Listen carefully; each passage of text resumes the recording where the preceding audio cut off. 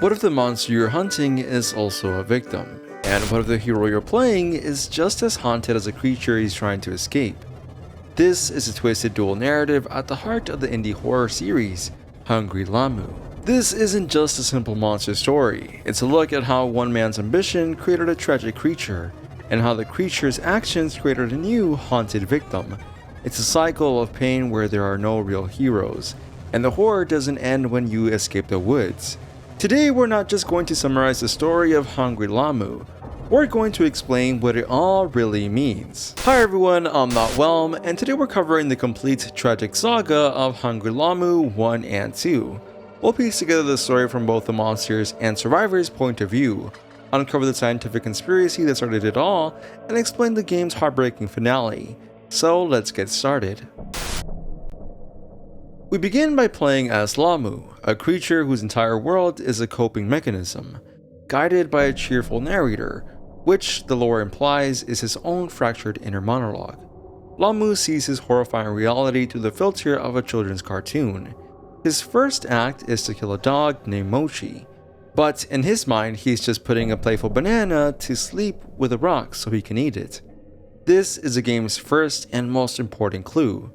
Lamu is not consciously evil. His mind is so broken that it protects him from the horror of his own actions. This delusion continues with a group of human campers. To Lamu, they are fruit friends who want to play hide and seek. He's guided to find them using increasingly violent methods. He shakes a beehive, causing Ken to be stung to death. He sets a bush ablaze, burning Leon alive. And finally, he cuts down a tree, causing Tasha to fall and break her leg before he eats her head. In his mind, it's all just a fun day in the park, a detail that becomes even more tragic when we learn why his mind is so shattered. The game then rips off this cartoon filter away and forces us into the shoes of the sole survivor. We see the true gruesome aftermath of Lamu's playtime, the headless corpses of Ken, Leon, and Tasha. Realizing he's being hunted, the survivor makes a desperate escape, hitting Lamu with his car on the way out of Lamu's forest park. But his nightmare is just beginning. In Hungry Lamu 2, we learn the survivor is consumed by trauma. He has recurring nightmares where his dead friends confront him, blaming him for leaving them behind. This survivor's guilt fuels an obsession. He refuses to believe the story is over and starts an investigation, covering his room and newspaper articles to piece together the history of the park and the monster within it. It's through his investigation that we, the audience, uncover the full tragic backstory. His research reveals that the monster was once a boy named Larry Bronze. His father, Dr. Eric Bronze, was a genetic scientist researching cures for incurable diseases, intending to use animal DNA to help amputees regrow limbs. But in 1977, the science community discovered Eric and his partner, Terry Orgullo, had been falsifying the results, and they revoked Eric's license. Soon after, Eric and his wife, Tina, were found dead, their heads consumed, and Larry was reported missing, presumably dead. The story then reveals Larry's tragic childhood. He was born with a muscle degenerative condition that left him frail and weak. We see flashbacks of him as a child, where he's obsessed with Lama's storybooks, perhaps imagining himself as strong as them. We learn his mother Tina was worried about the medicine his father was giving him, but Eric insisted that more doses would cure his son's condition. This shows that Eric's primary motivation, at least at first, may have been a desperate, twisted attempt to heal his son, using the strength and endurance of Lama DNA as a model. This all accumulates on Larry's 8th birthday. His father, frustrated with his career being in ruins, gives his son a final powerful dose. The transformation is immediate and horrific, twisting Larry into the half-llama creature. The process shatters his mind, and in a fit of primal hunger, he kills and eats his own parents. A completely unintentional act of a terrified, newly created monster who then flees into the woods. Years later, after being hit by the survivor's car, the wounded Lamu is captured by none other than the Terry Orgullo. Terry, now a bitter and resentful man, after being discarded alongside Eric, holds Lamu in a makeshift lab in an apartment basement.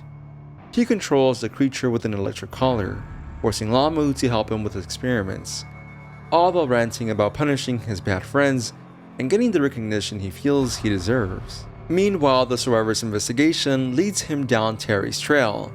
He learns Terry was caught shoplifting in 1987 and later worked as a delivery driver for Dean's Pig Farm, a farm owned by his dead friend Leon's parents. He even followed the trail to an aquarium where Terry secretly continued his human-animal hybrid experiment. Throughout this journey, the survivor is tormented by guilt, having visions of Tasha and Ken, who he now remembers convincing to go on the trip despite their fears. Finally, all the storylines collide in the apartment building basement. The survivor arrives with an axe, ready for his revenge. He finds Terry ranting, blinded by his sense of purpose and calling Lamu's victims mere collateral. But before the survivor can act, Lamu appears from the shadows and brutally kills his captor and tormentor. The final confrontation isn't a battle, it's a tragedy. As the survivor approaches, Lamu flees, not in fear of the axe, but into a hallucination of his own making. He is finally forced to see the reality of what he's done, the corpses of his parents and all 22 of his victims. This horrifying vision shadows his delusion. His inner child, his original self, confronts him, telling him it's time to stop running.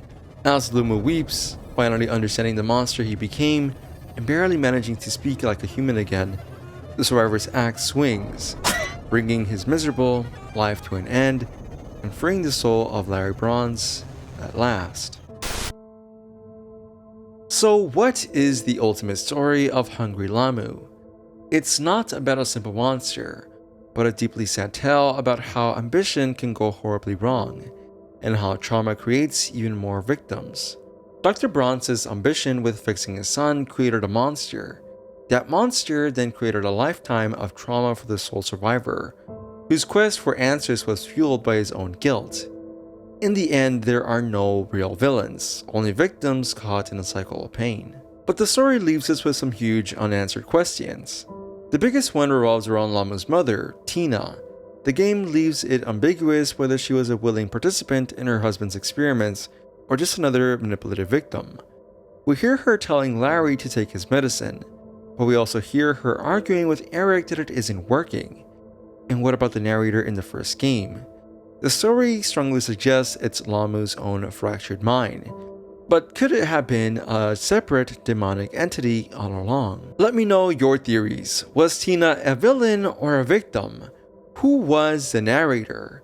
Drop all your thoughts down in the comments, and if you enjoyed this deep dive into the tragic story of Hungry Lamu, please be sure to smash that like button, share and subscribe for more explorations of dark and fascinating indie games. Thanks for watching, I'm NotWalm, and I'll catch you on the next one. Stay safe, and remember that sometimes the real nightmare begins after you escape.